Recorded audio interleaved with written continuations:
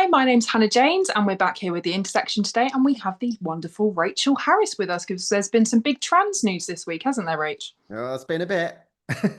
There's always trans news almost Yeah. every week. And yeah, so we'll talk about all sorts of things, but I think the main bit of news that's come out is obviously the news from the court on Friday. We're recording on the 16th of February, which was basically the decision was to review the Equality and Human Rights Commission's guidance, which has been already been withdrawn. Um, when it was initially out, it was like ban trans people from all the loos in the world.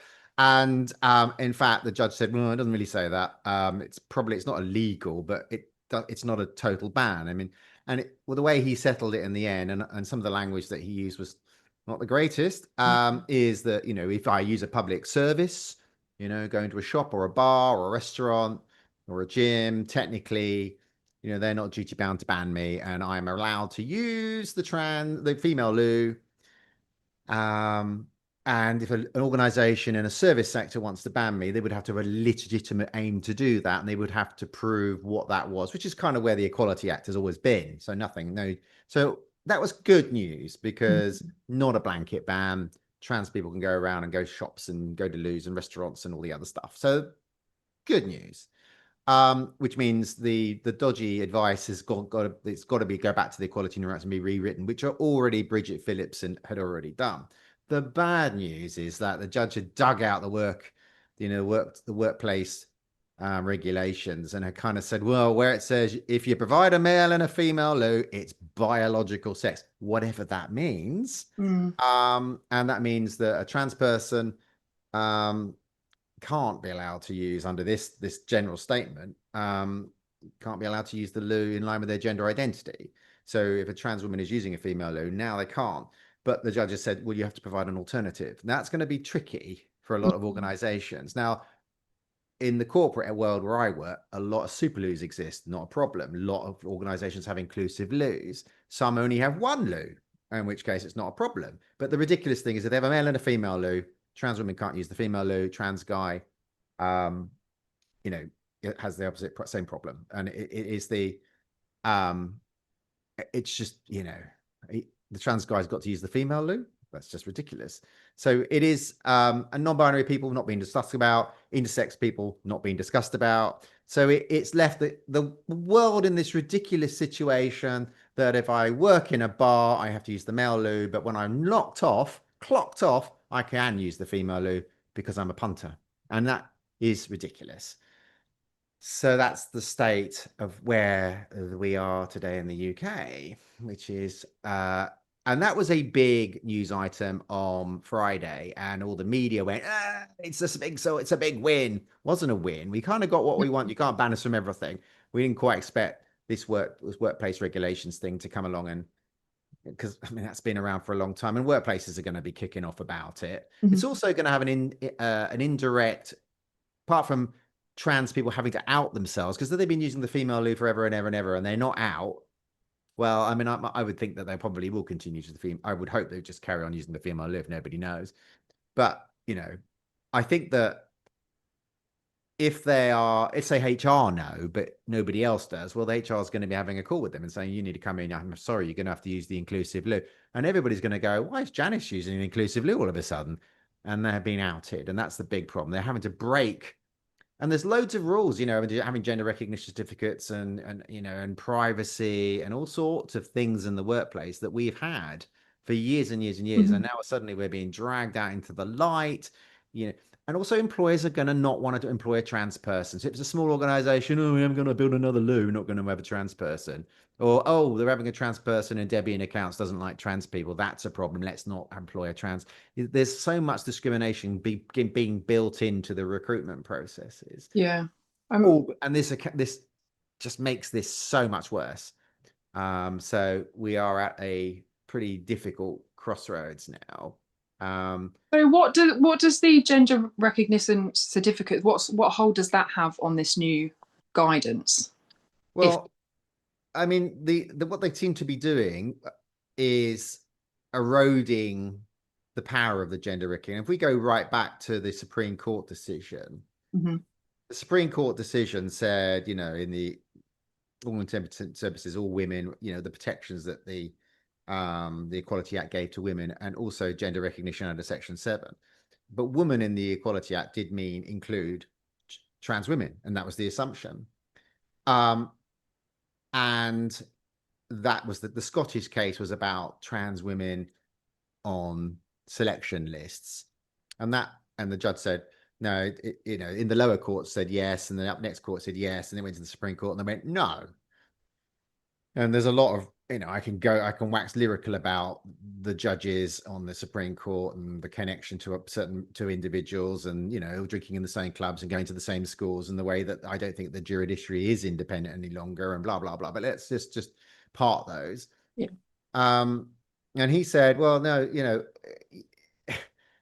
the trans woman for a selection list in Scotland is not a biological woman, and it means biological woman, and that then affected the Equality Act because it then excluded trans women, and he said it excludes trans women, but it didn't. It doesn't. I mean, the person who wrote the Equality Act said a woman with a gender recognition certificate was always intended to be included, and a trans man were always, for all legal purposes, intended to be included along with biological women. And we know that, as I say, the Equality Act was written by the person that wrote it. The Act said, yeah, we intended to do that. Also, trans women had, under the sex discrimination regulations in 1999, that was also said that would include trans women under sex discrimination, and a trans woman could claim sex discrimination as a woman, as the same as a biological woman.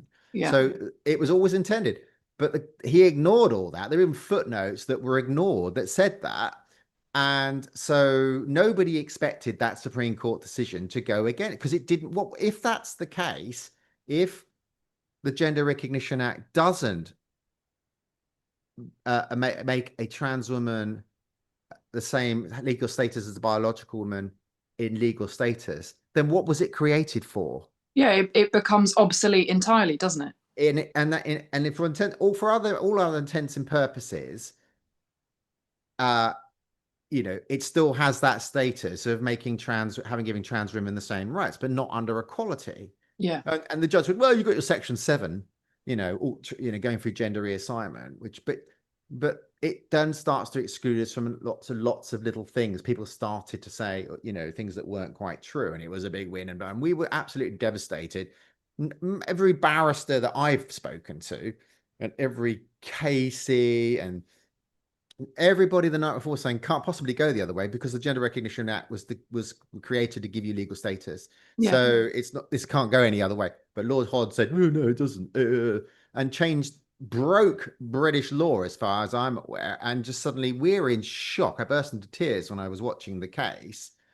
And 40,000, so there's like 20 anti-trans campaigners on the steps of the Supreme Court. On the Saturday, 40,000 people are in London, marching. And it just shows you the grit of the rhetoric. And we can go back to where all this is coming from.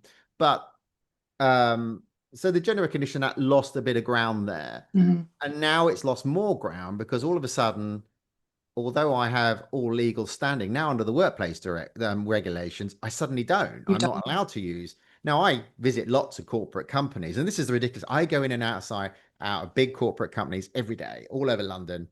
I can still use the female loo because I'm not an employee of that company. But the trans people I might be visiting can't now. Yeah. And that's ridiculous. And so it's another erosion of the Gender Recognition Act, which was a pretty solid piece of legislation, and everybody knew what it did. But it also puts us in we're in an indeterminate sort of peer status now. Now, the reason the Gender Recognition Act was passed was a case called Goodwin, and I'm not 100% au fait on all the law. It's not my area of law. I was an employment lawyer, but the reason the Gender Recognition Act was passed is because trans people had this you might be able to get a birth certificate, you might not, you probably weren't going to, you might get a passport. What was your status in some, and you had this, can you use the female loos, can you not? And it was just this mess. And the European Court of Human Rights said, no, you've got to do something about this as a European country. Yeah. You can't leave trans people in this flux of yuck.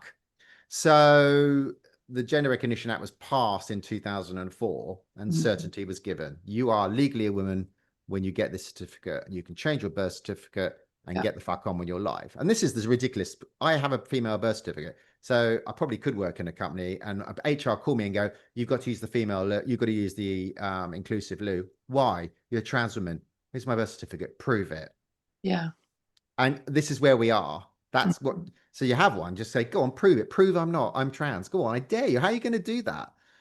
So, and we were into this grey land of the unknown. So the gender recognition certificate worked really well. I mean, I got one. I changed my birth certificate. I worked, and I lived and worked and never spoke about being trans for years and years and years until 2015 when I started doing trans inclusion work. But never mentioned it. Nobody ever asked about it. It hadn't Yeah. come up. So the gender recognition stuff, for my opinion, is it's becoming more and more useful, which is what they want. And Yeah. that was the thing when we had the big attack on self ID, 3 years ago, when Scotland was going to go self ID. That's why the Tory government, the gender crit movement, the media threw everything they had at that. Because if we got a foothold and got our self ID, as is 32 other countries have got, Yeah. that would have I think that'd have locked in. We'd have been locked in then, but we didn't quite get there. And I think that's why they threw everything they had at it. So self ID, which we have in Ireland, where I'm Irish as well, and Mm. it's been 2015. Oh, funny enough, a man hasn't declared themselves as a woman and gone into a toilet using that process. In fact, that's not happened in 32 other countries where they have self ID. Who knew? Because they could just go into a loo. But that was their stupid reasoning. And it was the one trans prisoner that the entire trans community of the world was held to that standard of that one person that the paper's obsessed about. So yeah, the gender recognition certificate, in my view, has eroded again. There's still areas where it still matters, death and taxes, getting married, that kind of thing. But they'll keep going for that very, very slowly. They'll keep eroding that away because they've got blood in the water now and they've got a taste for it. And the other reason they keep winning at this year is because we win. Like all these cases you see, all these nurses cases, we keep winning. I mean, the Yeah. fact today that Dr. Upton's been chased out of the country and out of the NHS by the UK media is disgusting. She hasn't done anything wrong. She was just existing.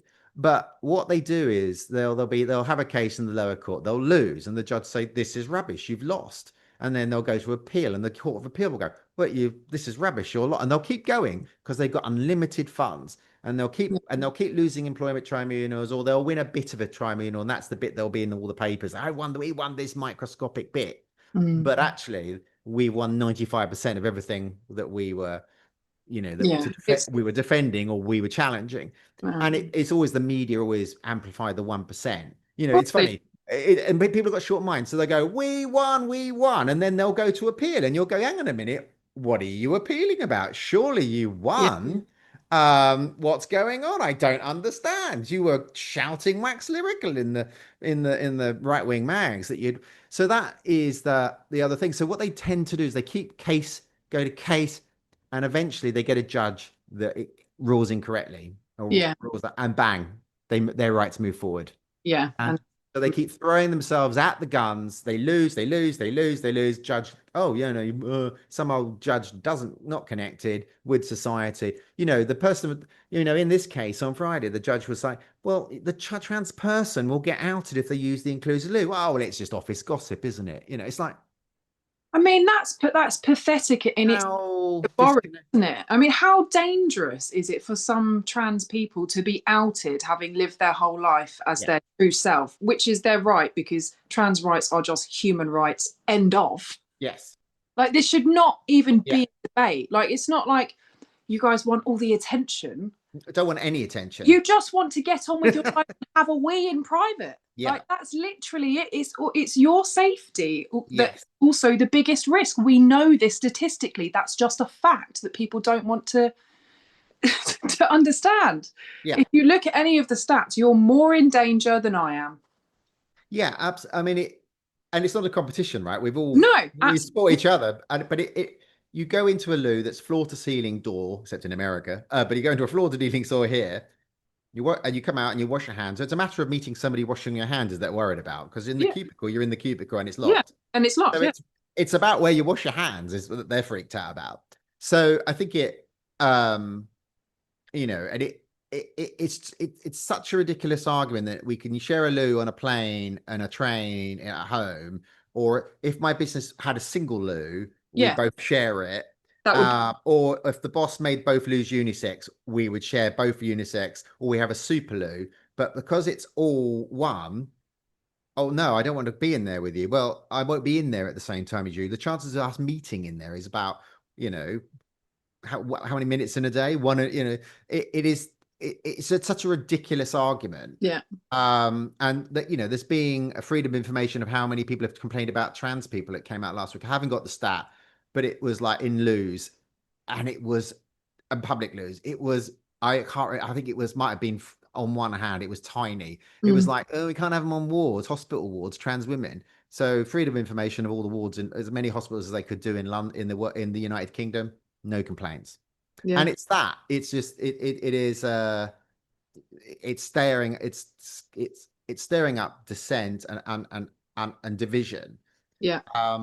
And it I think a lot of women are waking up to that, but there is, it is frustrating that why trans people are on the front line fighting for their rights and ultimately women's rights, because the same people, the same money. You're seeing in America, women can't vote if they get married. They are losing their body autonomy. They're being forced back into the home.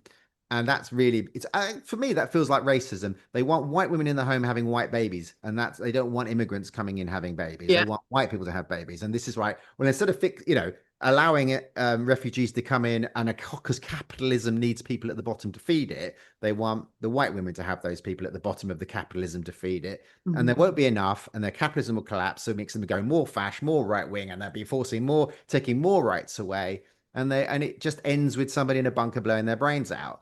But but we have to live through it every bloody 70, 80 years. This is the cycle we go through. Look, the Nazis did the same thing. Women doing sports and healthy and being in the home and having no rights and not being in positions of power. Yeah. And they're doing the same thing. And in America, they are well ahead of us, but it's happening here. We've already seen, Refuck talk about we're going to tax women that don't have children. Yeah. That is first step. And yeah. Some of the gender correct that have attacked me have written articles saying women shouldn't have equal pay, and it's why?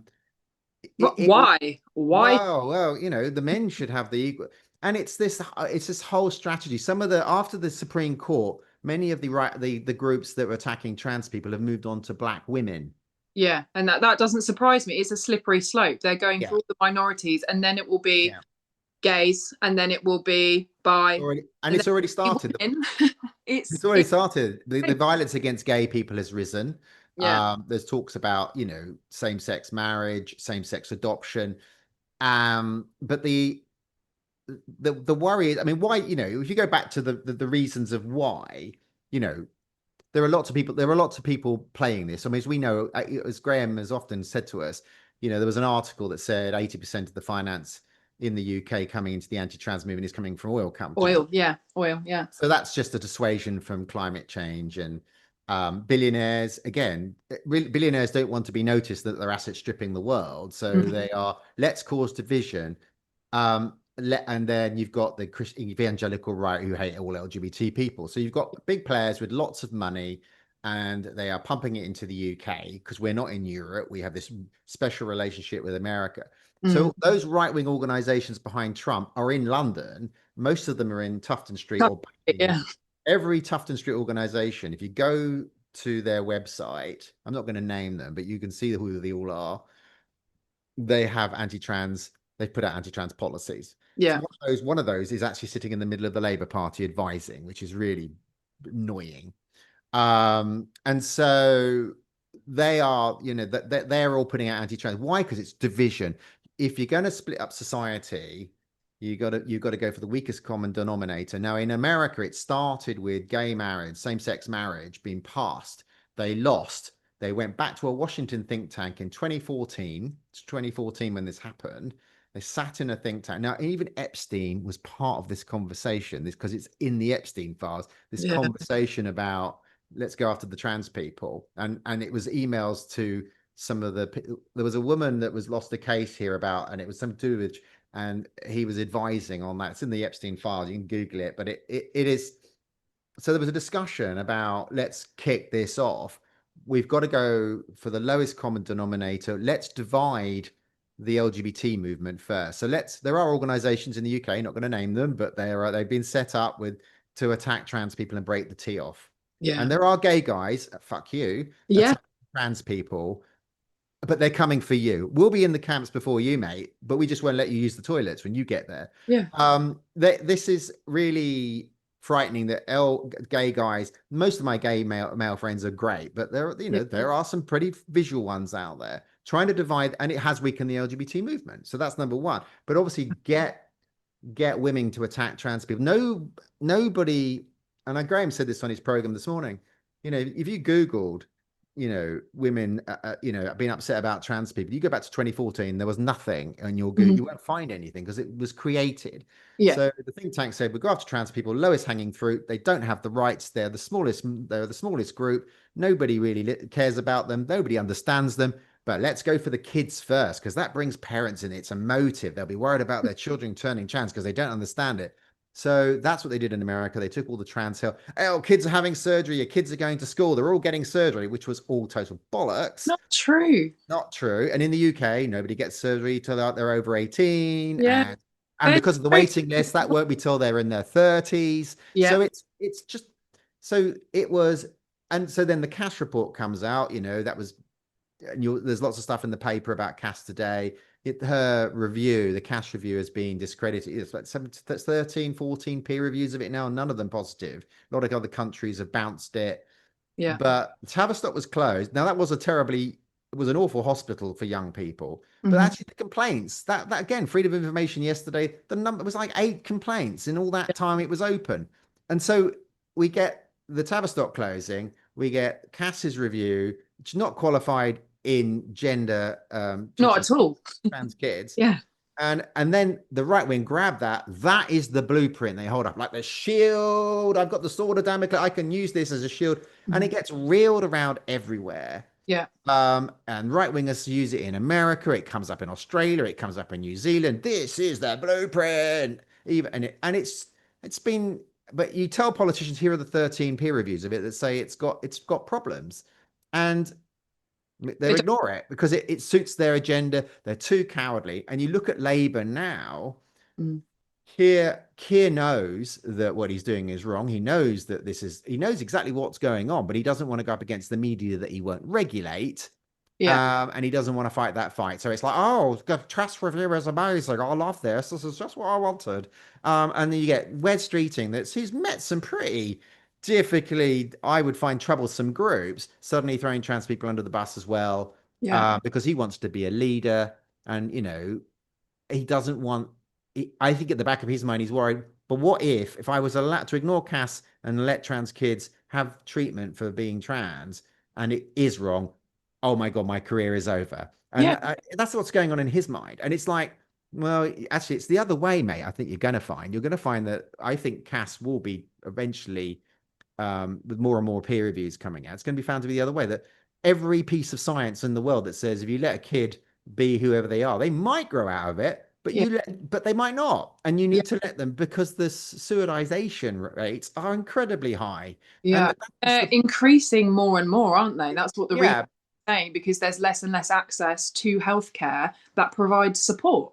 Yeah, absolutely. It's increasingly high as they're taking our rights away. The violence against the trans community has gone through the roof. The media is writing so many negative articles that you never find a positive. And some of the I newspaper and the Independent are neutral as best. The Guardian was truly awful. Now it's a bit on the fencey. And you don't want to talk about any of the papers on the right. And they're just disgusting. And there are never trans voices in there. And you get these terrible. We're writing a terrible article about you, emails at 5 o'clock, and you just, what can you do? I mean, you're not going to get a fair. And the BBC's involved in that. The BBC's complicit. They banned trans voices. Yeah. They always platform. They had Cass on Kunsberg on Sunday, Yeah. unopposed, unchallenged, and the BBC have just got, and it's part of the problems we know at the top of the BBC and the board over Palestine, over all the same Yeah. problems. They are They've been, continuously platforming the right. yeah, absolutely. Brexit, other siding Brexit, other siding climate change. It's that the BBC's got problems, and I think that has that with all the well, going back to my point, it's really that you start with the kids, and they've done that through the CAS, and we've taken all the child healthcare away. We've banned puberty blockers. There's an awful lot of counselling groups that sound a bit iffy out there, that feels a bit conversion therapy. Yeah. I think that um, they're moving on to adults now. So the trans kids are done tick. They're on the adults. So they've taken HRT away from a lot of trans adults. GPs are not prescribing. And they'll do it under two. They'll say, "Oh, you went private. I'm not going to prescribe." Where if you had knee surgery privately, the NHS would do shared care with you. They went Yes. trans. They went. So they withdrew HRT. If you come off your HRT, you're just going to crumble and end up going to a very dark place. Yeah. And GPs are just doing harm. They're saying, "Oh, I'm not going to prescribe." And after, even for trans people who've had very long care, for 20 been on HRT for years and years and years. Yeah. So they're taking away healthcare. They're putting you on male wards if you go into a hospital, if you're a trans woman, or a female ward as a trans guy. This is kind of the guidance that Wes wants out. Well, they're not going to go into hospital. They're not going to see a GP. No. So they might have a condition that's going to make them work, and nobody's going to care, but we're going to end up dying of something that wasn't diagnosed. Yeah. So that is the T. You've taken away our work because people aren't going to employ us because they can't give us a loo. They're not going to want to take us on because Debbie in accounts doesn't like us. So that's employment all done. They've taken away our healthcare. The trans kids are having a miserable time. They don't know any trans kids bloody exist, because you're not allowed to talk about trans kids in school anymore. No. So they're isolated, hence the suicidization going up.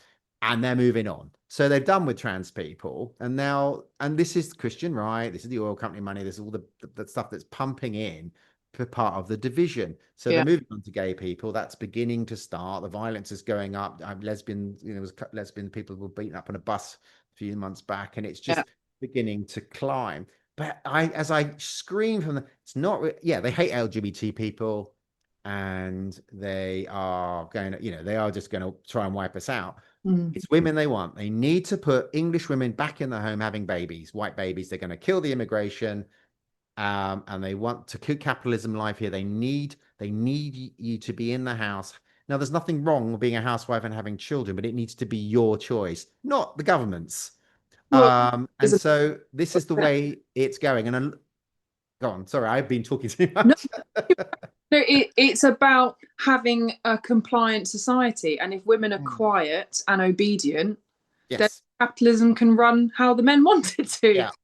That's exactly what it is. They want us pushing out kids and being quiet and making the dinner and not having opinions about things. Yeah, they do want a 1950s Terry and June Britain, and I think that, and you can see all the signs. We've had politicians from the right say, "Hey, I'm not against abortion, but it's not just about the woman, is it?"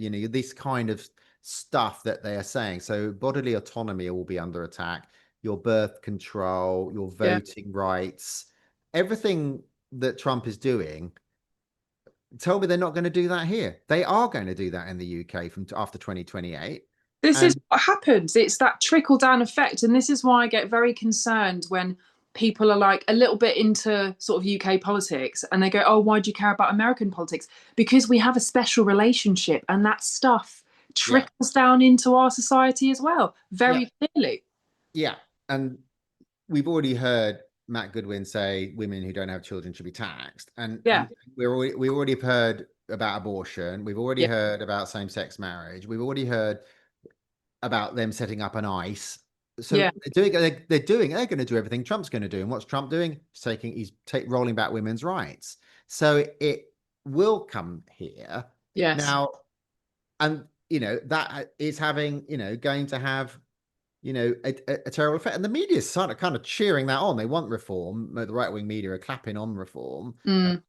they're cleared out trans voices. You'll start to see, I generally think you're going to start to see less women's voices in media over the next 4 or 5 years as we move into a refuck government. And I just think that, and it will be exactly the same steps. And I think that, I think the good news is, I think that, I mean, okay, there's more right-wing parties forming, which divides their vote. But I think there are a lot of women who've woken up to that. I think women, there are, I certainly have a lot of women in my life are very aware of it. And it's not through education from me, because obviously I'm shouting about this all the time. Yeah. It's about, the Neon group was formed. um they have 80,000 signatures. They're getting traction. They're going in and out of parliament now. When they get to 100, I think they're going to start making quite a lot of noise. Mm-hmm. um and you're hearing a lot more celebrities coming out about it. I mean, there's a Newton's law: wherever there's a force, there's an equal and opposite force. It's like the fascism in America is getting pushback now. Lots of people are rising up, and lots of groups are being formed. They had a right-wing ecosystem which was massive before. Well, the left-wing ecosystem is growing massively in America. There's loads of networks, and we're doing the same in the UK. And I think we are beginning to grow. And I think the women's networks are beginning to go, hang on a minute, I know that a trans woman's never been a threat to me. I've never really thought about it, Mm-hmm. but I am now seeing that actually I do want to see a GP. I do want the morning after pill if I need it. I want to be able to have a gynecological inspection. I don't want you knowing when my period is, which is where it's all going to go. And I Yeah. think the 80,000 women in Neon know that. And I think that is powerful. So that gives me a lot of hope that women are waking up because they know they're next. And I don't think, and the other reason is most women are joining because they've never been hassled by a trans person in a loo or a changing room. So I Yeah. think they just think, hang on a minute, this has never happened to me. I don't think this is a thing. And I think so that's positive. There's obviously the big trans concert coming up. We are appealing to the European Court of Human Rights over the Scottish decision, because the Supreme Court decision, on several grounds. One, we weren't in the bloody decision. There were no trans people in the courtroom. Yeah. Only a load of anti-trans groups and Amnesty, who put a word in, who did a good job, but there were no trans people allowed. So that's one ground. Secondly, we're back to the good win, where we're in an intermediate status. We don't have, so I mean, as long as the refuck don't get in and pull us out of the European Court of Human Rights, which is probably the other reason they're going to do it, Yeah. or if we win in the European Court, if it happens before they win the election, um, they might go, oh, we're going to pull out now because they don't know what a woman is. So, but anyway, we got to go that way. There's loads of grounds in Victoria McLeod's application to the European Court of Human Rights, which is optimistic. Yeah. The Good Law Project is appealing the decision on Friday about workplace, because it's stupid. Workplaces are going to kick off about it. And so trans people can't live like that. So that will go to appeal. I think the appeal will be strong. I mean, my biggest worry is it ends up in the Supreme Court, and our Supreme Court feels like it's going to be like the American one. You drive it there, Yeah. the government wins. But Palestine Action, did win in the court. Yeah. In the end. So I guess that's good. Well, it is good, but I mean, it's good that they can win. Maybe we can.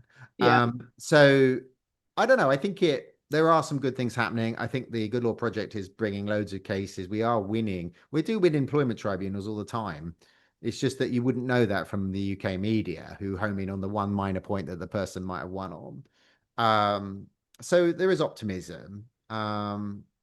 But it's hard. It's a hard old slog. And I think the trans community is exhausted, which brings us on to why women need to be standing up and fighting. And which is Neon is great because there are no trans people involved. It's women standing Yeah. up. So, and I think that is, where people always ask me what people can do, there's Neon, there's the concert. They can donate to the Good Law Project. They can write to their MPs, keep writing to them, keep annoying them. They can talk about it and share it.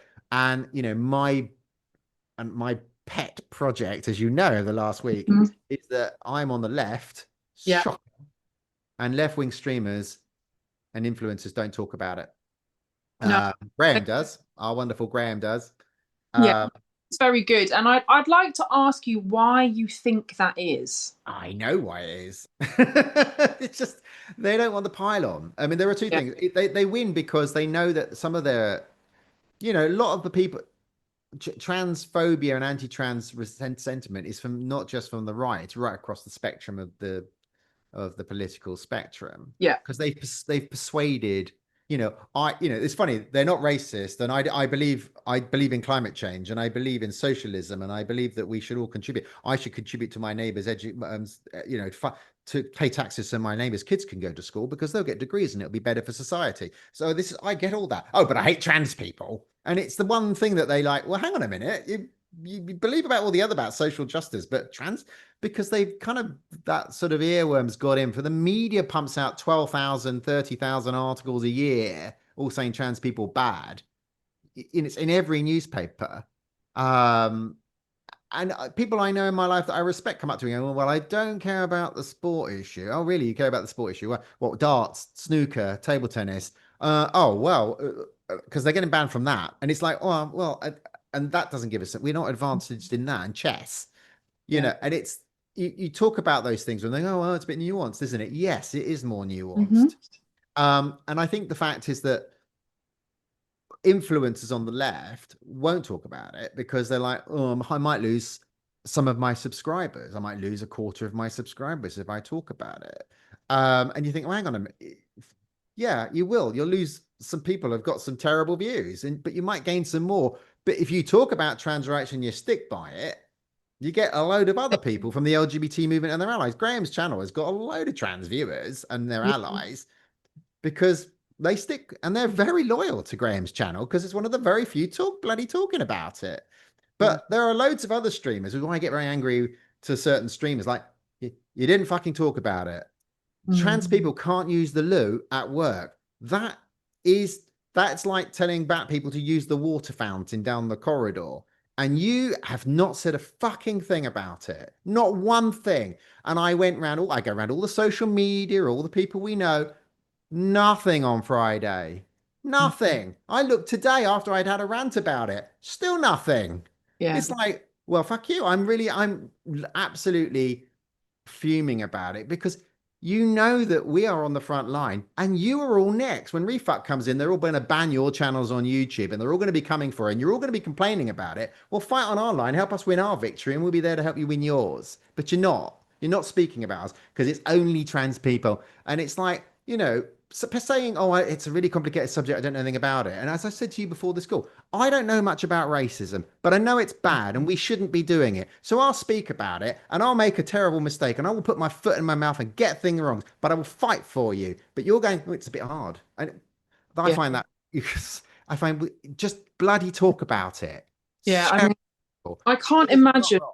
incredibly frustrating it must be for that to be your lived experience and for loads of other subject topics to come up all the time and feel like even in your personal life with people that talk about this stuff you don't get the public support, which is often I mean, private support counts too, but public facing support is really important for this stuff to kind of counteract all of the barrage of the right wing media in particular. Yeah. I have to make a personal apology to you as well as a woman. Okay, my general political posts are a bit inconsistent anyway, but I too have been guilty of being, I'll read that later, and actually I shouldn't be doing that as a woman. So I want to make a personal apology Oh, to you. you don't have to apologize. I mean, I know I think I this know stuff, where your heart is on this subject. And I know but if somebody came at you with a transphobic view, you would challenge it. oh, absolutely, but Yeah. I don't think it's good enough to just do that in my personal life. I think I should speak louder because this stuff is important because we are women. Yeah. You are a woman to me and you have always been a woman to me. That would never change. I don't care if you're in my bathroom. I'd much rather have you in my bathroom than cis man, that's for sure. Yeah. Well, Judith Butler said, trans women are a subset of the feminist movement, and we need to include Yes, them and bring them because if absolutely. they fall, we all fall. And she's not Absolutely. wrong. It's about sticking together, isn't it? Yeah. And it is the way that the right wing, then these organizations and the money that they've turned the media, they call you biological males and they put it in guidance in courtrooms and judges say it, and 3 years ago, if you'd called a trans person a biological male, you'd have been cancelled. Biological male that identifies as a woman is their new terminology. And it's just like, that's disgusting. Yeah, it's possibly true. We don't know what a biological male and a biological woman is, but and that comes from, medical science, not trans people. Yeah. But if you are calling, to say that out loud to a trans person, it's really hurtful. I don't want to be reminded. It might be right that I was biologically male, but I don't want to be reminded of it every day. But that's part of the cruelty. Yeah. And it's not enough, it's like the whole thing, as Graham always says about billionaires, it's not enough for them to win, they want you to lose. And with trans people, it's the same thing. Yeah, you've taken away my healthcare, you've taken away my right probably to get employment, but you still want me to suffer. So let's change the language so I'm insulted every day. Yeah. And that is, just, it's the cruelty that they live on. I mean, it's unicorn blood, isn't it? And they have to be cruel because that's all they've got in their sad lives. And they've managed to sway a big swathe of society that we are to be picked on and we are dangerous and we should not be pitied or given any sympathy to. And that's worked. And my job and most trans people's job is just trying to say, yeah, you've taken everything we've got, but you're next. And we would really like to exist so we can fight alongside you for your rights. And trans people will be there to fight for gay rights, and they will be there to fight for women's rights. They always have been. Trans people were chucking bricks at Stonewall. But you're taking us off the board. Trans people are going into hiding. They're not coming out. They're dying. And some of us are running off to other countries to live where we can be safe because we can afford to. And what does that leave? It leaves the next person in the letters weaker. So when they start going for gay guys and gay and bisexual and lesbian women, well, trans people aren't going to be there. And they start coming for women's rights, well, LGBT people may not be there. They're like, I was a gay guy fought, and I chucked the police, and they dragged my friends off to the new camps, and I never got a chance to fight. And they come for women. LGBT people are in the closet. They're not coming out. They're not fighting anymore because we've all been weakened. Yeah. Pick you off one by one, and then when they really come for the big prize, which is women's rights, there's nobody there standing with you. And that's what they want to do. And that's, isn't it? And I think when you break it down like that, it's easier for people to understand, because I feel like a lot of people just kind of ignore that. I mean, I came across on my TikTok, I don't know why it came up on my TikTok, really, it's like gay, married, conservative, Christian, Trumpy. I was like, are you all right? Do you know who you are? It's bizarre to me that this is not a logical thought pattern to some of these people, or they don't look back at history and what has happened previously and go, there might be some patterns we're recognizing here, that this is repeating itself now. Yeah, it's what I was saying. I said this to somebody the other day, we're just coming to the point where almost the last person who fought in the Second World War is about to die. And when that happens, we're going to repeat it all over again. We're going to go straight, we're going into fascism, and we're going to do it all again. And it's a cycle of, after the war, there was community, you rebuild your economies, you rebuild your society, and that is the beginning of new capitalism. It grows, and you have inclusion grows with new capitalism, and it's lovely. And then what happens is companies merge, and the fewer people get very rich at the top, and they start sucking out the money. People at the bottom get less. The hundreds of millions of companies become a few companies that a few people benefit from. The people at the bottom get angry. The people at the top get worried. They bring police states. It becomes authoritarian, and then it collapses. Either it just collapses with people in a bunker or hanging from a lamppost, or there's a war and then there's a bunker and somebody on a lamppost. This is history cycling. We're in the bit now where capitalism is overheated. A handful of individuals have taken too much money out of it. People at the bottom are unhappy. The people at the top have said, look over there, it's trans people, it's women, it's the climate's not real, because they want to extract as much money out of the economy before it collapses. And they set up a police state to keep people down who haven't got any food, who can't pay their bills. And eventually, this time it might collapse, but it could be climate collapse and we all just die anyway. And they'll run off to the new bunkers that they've built, because bunker is their solution to everything that's going on. Bunker, not put money back into society and rebuild it, or have a little less money and put it back into society. No, it's bunker. That's the way to go. And we're all going to die on the outside, banging on their iron doors and shitting through their air vents. But they are, that's their solution. Where before society would recover from a war or collapse, and we would start an economy, rights move forward, and we would do the 70-year cycle again. Yes. Sadly for us, unlike our parents or our grandparents, we're in the bit where it's just about to all collapse. And that's why rights are collapsing, because the authoritarians are going, oh shit, it's all coming to an end. So they're trying to extract as much money for bunker or just isolation from society, Yeah. making, and they're all over Europe making sure right-wing governments work for them, because a left-wing socialist government doesn't work for bunker mentality right-wing billionaires. So they have to make sure that right-wing governments win, and that's what we're now seeing. We're just seeing trans people, immigrants. I don't know. But and because the racism is mixed in that, so we don't want refugees coming in with dark faces, poisoning their new societal dome in the new future. So we've got to stop refugees coming in, and we need to take women's rights away and make them have loads of babies. And that is, I know it sounds like you've got foil on your head, but when you and I watch as much politics and read as many books as we do, this is exactly what's happening. And Yeah. I often tell people to go and watch 2073 and then have a large drink. It's just like, because that plots it, doesn't it? Yeah. And I, As you were talking about earlier, it's that blueprint, and what's incredibly frustrating is that people are ignoring the pattern of history, and also yes. the fact that a lot of this stuff is being done under the guise of like safety of women and children. Yeah. Whereas if you know anything statistically and therefore factually about the safety of women and children, Yeah. it's not the trans people, it's not the gays, it's not the guys, it's men normally that it's not the immigrants either, it's normally family members or people's, it's rarely strangers actually, but it is usually always men. Yeah. And it's interesting because the Epstein list is hilarious. There are no trans people in the Epstein files, except one that was a victim, not a perpetrator. I mean, they often say that actually it was Steve Bannon may have set QAnon up, and to start this conspiracy that there was a huge sort of left-wing cabal of social rich billionaires with a paedophile ring. Well, it turned out that was true, but it's coming mainly from the right, and they were the ones making all the decisions. I was thinking like QAnon, you need to be there now. You need to be out, because we now know you were right. There is a paedophile ring running the world, but it's not who you thought it was, and they've gone really quiet all of a sudden. It's like, suddenly, just a minute, it's like the NRA. They're meant to be rising up against tyranny, and hey, tyranny, you gotta wake up. And it's just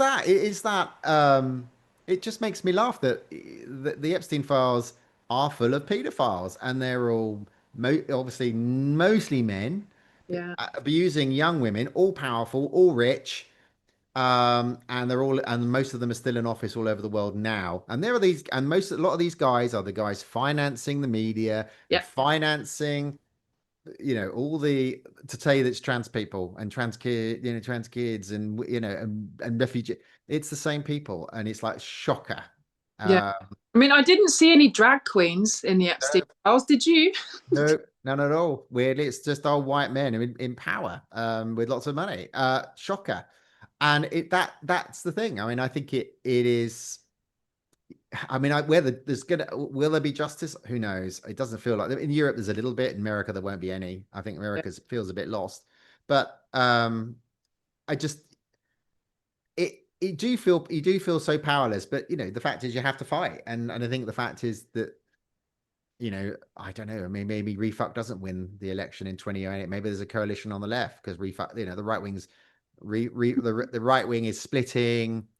There's more right wing parties forming lunatic parties on the right. Everyone has to become refuck, this, that.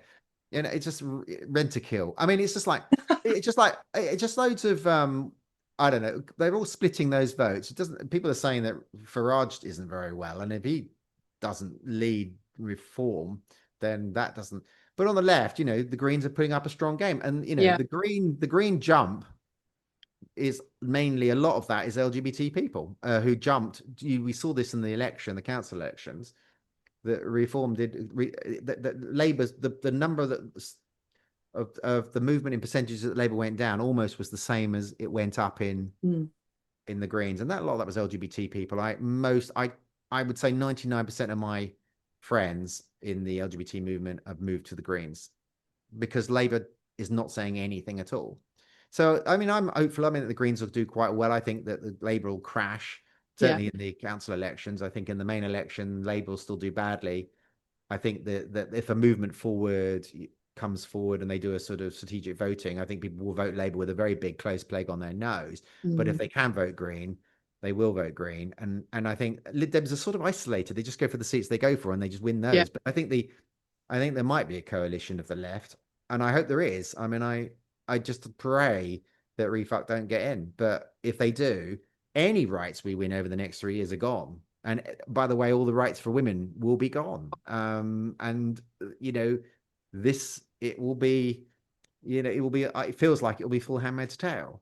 So I don't want to be around for that. But I think there's a lot of fighting to be done. 3 years is a long time in politics, as Graham often says, the very wise Graham, who's listening.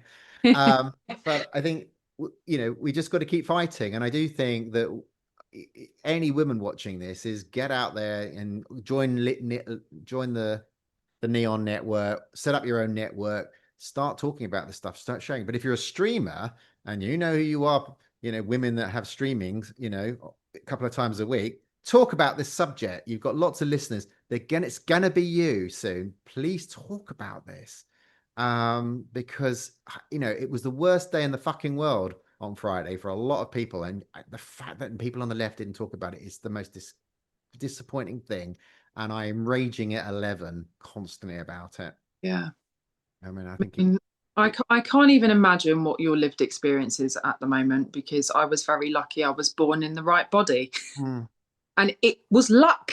Pure luck. So I think definitely we need to stick together. Yeah, absolutely. But the fact is that I don't mind being trans. I don't think, I wouldn't wish it on my worst enemy. But the fact is that once I transitioned and had my surgery and I had 15 years and just got on with my life, and it was great. I went out with the girls and went, and after work and smoked 400 cigarettes and went clubbing and all that stuff. And it was great. Nobody ever talked about it, and it was full acceptance. It's just because in 2014, a think tank said, "Now we need to start dividing people, and then we'll start with trans people," and that was it. And they've wrecked everybody's lives. People are obsessed, and they go down that. I call it the Dante's hell. I don't want them in it. I don't want them doing sport. I don't want them to be in the changing room. I don't want them having healthcare. I don't really like trans. I hate trans people. Oh, I don't really like race. I don't really like black people actually. Oh, I don't really like climate change. Oh, climate change isn't real. Oh, the world is flat. They just go down this circle of hell because they interact with a load of other conspiracies and movements, and they turn into terrible people, and they become obsessed. They think about it all the time, 24/7. They're on Twitter, just tweeting and hating, and this becomes obsessive. And this is not the world that most of us want to live in. It isn't. I mean, and I would say, well, trans people should do, more dialogue and more sharing and things. But we've been doing that for 6 or 7 years. My job was to go out to corporates and talk about trans inclusion, and I did. I don't do it anymore, but I do. I did. And I just raise money for trans organizations now. But I'm not on the front line anymore. But geez, those who are, they're really getting it. I mean, you have to have small times on the wall and then do a shift and get off. I mean, it's got to be consistently exhausting. Yeah, it is exhausting. Constant shit thrown at you every day. It's day every out, day, just for being who you are. Yeah, it is. It is every day. It is. There's always something bad every day in social media, on the BBC, in the right wing, the usual right wing papers. There's always something in a column. There's always there's just always something. Every day another little right is taken away. It's like Kaplunk. They pull another straw out. You roll with it, you're upset about it, and you get up and you start fighting. I think trans community in the United Kingdom is beyond tired. They are exhausted. Most of my friends have got mental health issues, and the NHS doesn't treat mental health anyway, but they're not treating trans people with respect. And it is torture. And there'll be a gender crit watching this. They'll be laughing. They'll be rolling around. They'll be loving this. But my only satisfaction is they'll be next, and they'll be really fucking surprised when they are, suddenly they can't vote anymore, and they are, if they're young, and they're going to have to be forced to have children, and they're not allowed to they won't get good jobs anymore. That'll be a big surprise to them. But and that'll be fine, because I'll be living in South America or somewhere by then, because I can do that. Yeah. But most people can't. And so it would be, they're just basically, I often used to use it in my training, that the feminists that attack trans people are standing on a boat in the middle of a lake, blowing a hole in the bottom of their own boat. Yeah. And that's it. That's this we call it the intersection, because I mean, to me, the only true form of feminism is intersectional feminism, because you have to include all groups. That includes, black women, brown women, white women, trans women. You have to, otherwise it's not feminism. So you have to be inclusive. Yes. It's intersectional, because we're powerful together. Yeah, and they're absolutely right. And it's that thing about rights. It's a cliche, but it's the cake of rights. Me getting a bigger slice doesn't mean to say you get a smaller slice. No. The cake isn't finite. The cake is the cake. We all get a slice of rights, and it if somebody loses rights in any, that's not a white stale male guy, we all fail, we all lose, we leave anybody behind, we're all left behind. And it's pulling that thread. There's that famous thing about the two guys sitting at the table with the cookies, and Rupert Murdoch saying he's stealing your cookie, and he's got a big pile of cookies in front of. That's what's going on. It's billionaires and oil companies, etc., just telling you, let's just pick on people who haven't got a voice and nobody cares about, the lowest of the low. It's like travelers in the UK. Everyone hates them. They attack, and the right-wing media attacks them. And there's very little, there's empathy for them, but they just, and there's a lot of untruth spread about them. And it's like, you may not want them rocking up in your field, but, you don't really want terrible things happening to them. And you would like places they would like to go to be provided, so they can go there wherever they want to do, whatever the lifestyle they want to live. You should be trying to, in society, accommodate that. But no, the right-wing papers went for them really cruelly about 5 years ago. And now, it's just picking off small bits of society that don't have a voice, that nobody really cares about.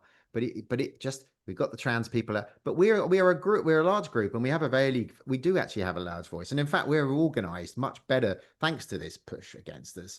I've never seen the trans and movement and the LGBT movement work so closely together for the first time in my whole life. And they're sharing information, they're getting funding, and they're working quite hard. They've got their own media, and I think that's a positive.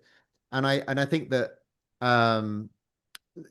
I think they will fight. I think that the movement will fight back. And I think the fact is that as long as that women join that movement, and the LGBT movement are as one, and we support racism, and we fight across the board, which I hope we do, we can't lose. But and it's when when a transphobe comes at me, and it's a woman, and I guess, oh my God, you don't know how I'm trying to fight to protect you, and you're attacking me. This is really hard for me. Please stop attacking me. I'm trying to you're next. As sure as night follows day, you're next. And it's the same people, same money. And then, and I've had that conversation 1,000 times with 1,000 people at 1,000 tables in 1,000 restaurants and 1,000 clubs and it's exhausting. Yeah. One at a time, but it has to be done. God. So on that note. Well, but the thing is, you can be an ally. We talked about social media and donating, but you're on the road. You mix with lots of models and lots of other people in the work you do. You talked about it. We're next. Yeah, I'm the one that they're like, oh, don't start talking politics to Hannah. But it isn't politics. But it shouldn't be political. It's not a political statement. No. Right. Exactly right. Yeah. It's about being human. Yeah. That's all it is. So it's, I make an effort in the studio, because a lot of the girlies there are quite a bit younger than me now. I used to be the youngest one, and I'm not anymore. And they're like, oh, I heard this on the news. Like, can you explain this a bit? And I'm like, sit down. Yeah. And that's what we need to be doing. I think being louder on social media, as you said. Annoy the shit out of your MPs. Write to them if you've got a spare part. Instead of doom scrolling on the TikTok, the clock app. Yeah, make a Type a TikTok. little email. Yeah, make a TikTok. Make a TikTok about it. Content. Women, I don't know much about trans rights, but it isn't. I don't care. I don't care about. I won't. I don't mind peeing next to a trans woman. They're no risk to me. Cisgender men could be a risk to me. You know what? This is an orchestrated fight. We're next. We need to stand up and protect our trans siblings. Boom, done in the can. 1 minute. Yeah. And that's what I need more celebrities, more female celebrities. Women are more powerful. That's why Neon was set up. Women have more powerful voice. Yeah. I can't go around. I have had 1,000 conversations. Nobody's listening to me. Nobody cares about me. It has to be female women by cisgender women doing it. Because, and that's why Neon was set up, because Neon, I'm not involved in Neon, but I think it's powerful because it's not trans related. It's just women going, we're next. We need to stand up for trans people because it's the right thing to do, but also because we're next. Absolutely. And I think obviously we'll speak to Graham and hopefully maybe we can put a few useful tools and links in the down bar so that people can go and if you want to. I think you'll put the articles we've mentioned as well. Yeah, brilliant. That would be absolutely fabulous, because I think if you're not educated or you're worried about speaking about it because you're worried of offending people, with the language, or even my mum, sometimes she's like, I'm confused, I don't want to offend. And I'm like, this is the language. I think people are a little bit frightened sometimes, which is not an excuse to not participate. Because if you're meaning well, I think most people, and I hope you agree, Rachel. I do. I already do.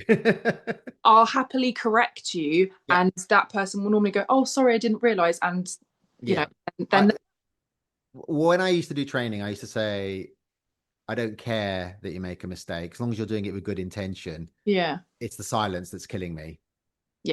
So just talk about it. I don't care if you make a mistake. Just say, oh, look, I don't know much about this, but I support trans people and I want to support. I don't care if you make a mistake. That's fine. There was a time when where trans people used to get very upset about, some of the, and we probably still do subconsciously, but the fact is I don't care about that. I want people to talk about it. We are going into the dark quietly and I don't want that to happen. We're fighting now, but we want allies and we need women to fight with us so we can fight for you when they come for you, and they will. Yeah, they will. It's happening now. We're not far away. Roe v. Wade's already got. It's happening. Yeah, it's happening. You can't vote in America if you're married. I mean, it's the Save Act has just been. They've just passed it in the House. They're coming for women's rights. And I spoke to a woman today about it. It was doing my blood. I just said, they're going to take women's rights away, and she was absolutely devastated. She absolutely shocked. I didn't know this was happening. It's happening in America. They've just stopped them. If you're married and you change your name, can't vote. Yeah. Oh my, she was furious. I said, good. Use that anger. Yeah. Do something with it. Yeah. Brilliant. Well, thank you so much, Rachel, for coming on and having a conversation. I feel like I ranted away for an hour. But you're so knowledgeable on this stuff. Sort of the law side of things, and also because it's your lived experience. And so the platform voices like yours, even though you're bloody exhausted. I am tired. And on. Tired. And I will endeavour to have more conversations. As we were talking about earlier, we'll leave some links and stuff in the down bar if you want to, donate to good causes, support causes, shout louder, use your feminine rage, get loud about this stuff, because we're next, guys. So that's really important. And I want to say a massive thank you to Rachel Harris. Thank you. And thank you to Hannah Janes. Thank you very much. And we will see you very soon. Please like and subscribe, and we'll see you next time.